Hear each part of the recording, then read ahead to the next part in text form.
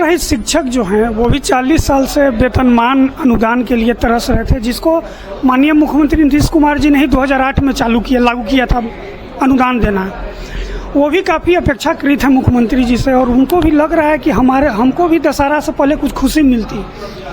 तो इसमें क्या कहना है मैडम, क्या है, संभव है?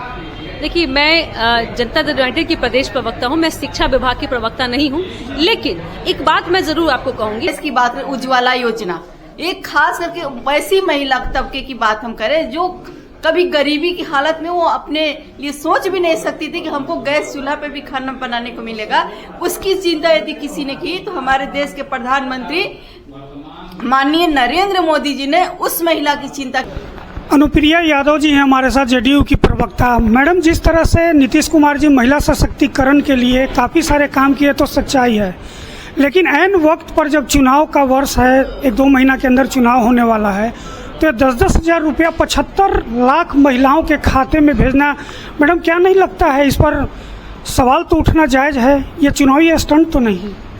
देखिए, जिस तरह से जाति आधारित गणना कराने के बाद में हमारे पास में डिफरेंट तरह के रिपोर्ट्स हैं, और उस रिपोर्ट्स में एक रिपोर्ट यह भी है कि जीविका के माध्यम से जिस तरह से करोड़ों महिलाएं जीविका दीदी बनी हैं, 11 लाख महिला परिवार जो है स्वावलंबी हुआ है, उसी में 24 लाख महिलाएं जो ग्रामीण परिवेश से आती हैं, उन्होंने अपने लघु उद्योग को शुरुआत किया है। हमें लगा कि ग्रामीण महिलाओं के साथ साथ में जो शहरी महिलाएं हैं, जो लालू प्रसाद यादव जी के समय में शिक्षा ग्रहण नहीं कर पाए, उनके लिए भी योजनाओं का शुभारंभ होगा।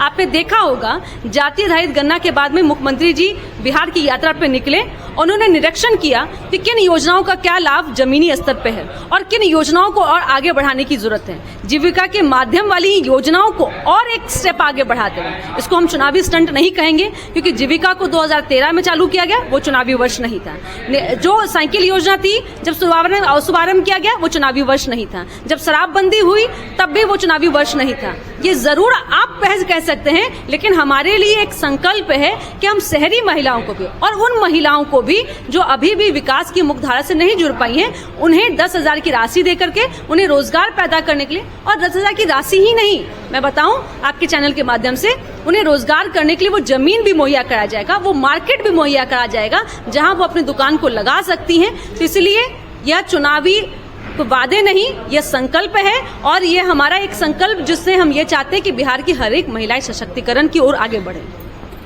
मैडम, जीविका तो पूरे भारत में प्रमुख है, नीतीश कुमार जी का ये ड्रीम प्रोजेक्ट है।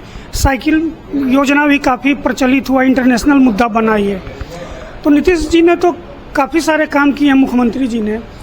लेकिन कल मैडम एक पूर्व मुख्यमंत्री राबड़ी देवी जी का ट्वीट आया था, बोली कि बिहार में जो है एनीमिया पीड़ित गर्भवती महिलाएं की संख्या 65% है। उसी को देखते हुए जो है माई बहन योजना की शुरुआत तेजस्वी यादव जो कर रहे हैं, तो इसमें कितनी सच्चाई आप पाती हैं? पूर्व मुख्यमंत्री आदरणीय राबड़ी देवी जी ने जो बात कही है, मुझे लगता है कि थोड़ा यही चिंता, हाँ, जो ट्वीट उन्होंने किया वही चिंता वो अपने शासनकाल में कर लेती, तो शायद यह आंकड़े आज देखने को नहीं मिलते। आज जच्चा बच्चा की स्वास्थ्य की सेवा को देखने के लिए मुख्यमंत्री जी ने आशा और ममता दीदी का भी शुभारंभ किया, और शायद आपने कभी यह नाम पहले सुना भी नहीं होगा। ये नीतीश कुमार जी की दूरगामी सोच का ही नतीजा है कि आज गर्भ में जब माँ एक गर्भवती होती है और उसके बच्चे के जन्म देने तक में लगातार सरकार जो है वो ममता और आशा के द्वारा निरीक्षण करती हैं और उनके स्वास्थ्य के भी, डिलीवरी की भी देखरेख करती है।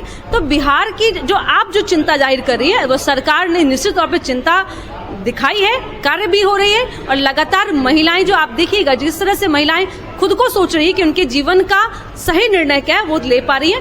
तो राबड़ी देवी जी से यही आग्रह है, पहले आप अपने माई बहन योजना जो घर में चालू कर रखी हैं, पहले उसको खात्मा करके खत्म कीजिए, तब आप शायद बिहार की प्रदेश की महिलाओं के बारे में सोचिएगा।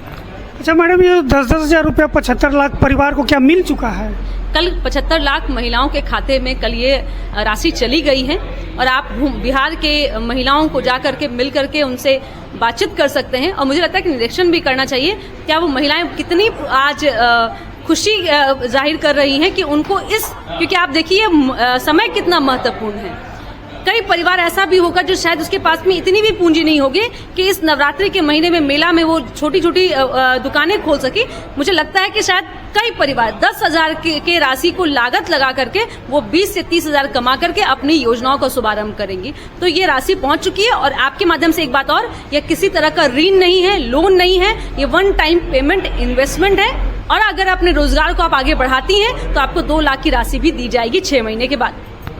अच्छा, तो इसका खाका पहले से तैयार होगा मैडम, या जीविका के माध्यम से गया है? ये जीविका के माध्यम से ही, अभी प्रथम दृष्टया में जीविका के माध्यम से ही महिलाओं को जोड़ा गया है। जो महिला अभी भी जीविका दीदी का लाभ नहीं ले पा रही थी, जो अभी तक जो अपने घर गृहस्थी को संभाल रही थी, उन्हें भी स्वावलंबी बनाने के लिए जीविका के माध्यम से जोड़ने का प्रयास किया गया है।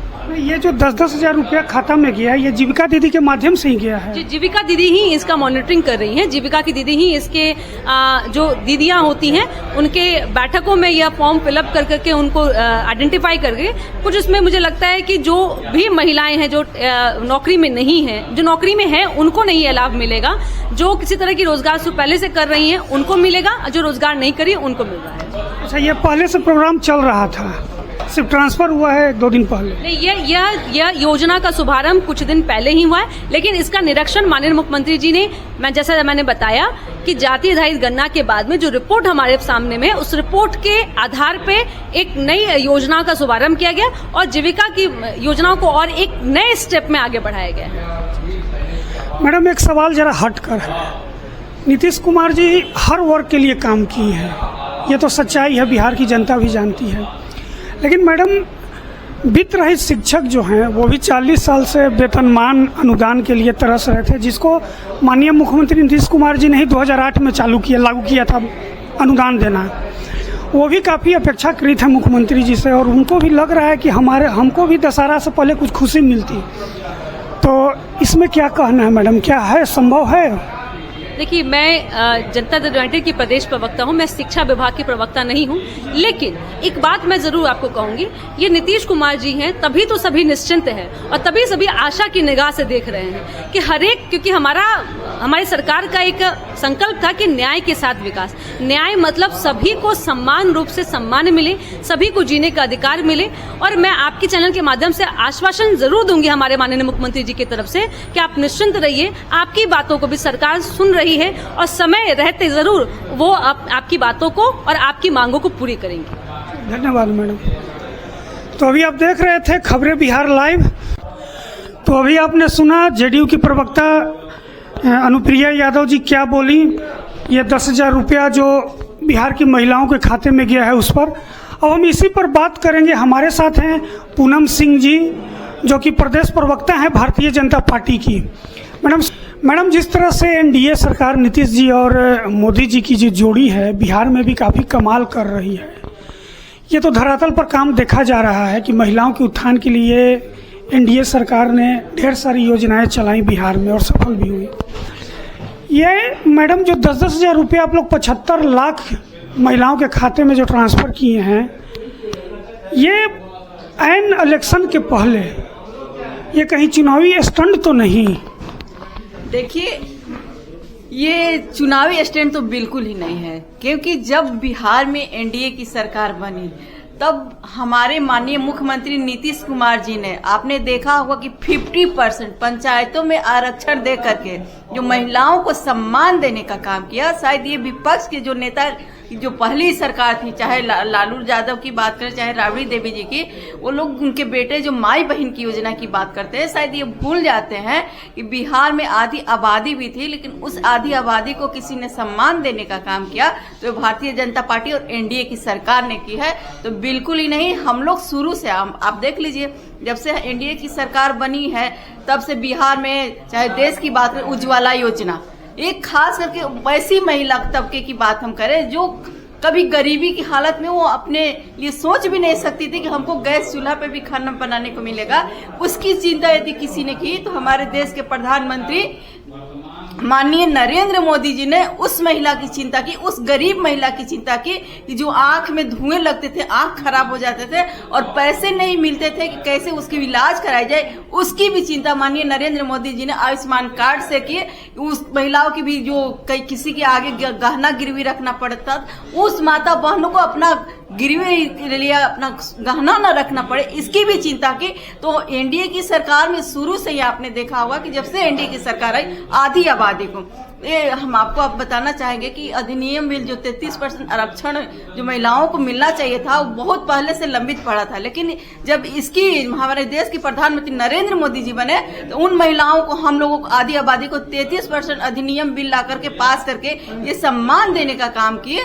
तो ये शुरू से ही हमारी जब से सरकार बनी, महिलाओं के शुभचिंतक है। चाहे बालिका पोशाक योजना कहे, चाहे बालिका साइकिल योजना की बात करें, चाहे आप नगर निकाय में भी महिलाओं की 50% की बात करें, चाहे जो अभी हमारी सरकारी नौकरियों में 35% आरक्षण मिला है, तो शुरू से मिलते आ रहा है। एक महिला हमारे बिहार की आधी आबादी को सशक्त बनाने के लिए आज आधी आबादी हम पुरुषों से कंधे मिलाकर चलते हैं और साथ में बैठ करके काम कर रहे हैं। ये सम्मान किसी ने दिया तो एनडीए की सरकार ने हम बिहार वासी की आधी आबादी को देने का काम किए हैं।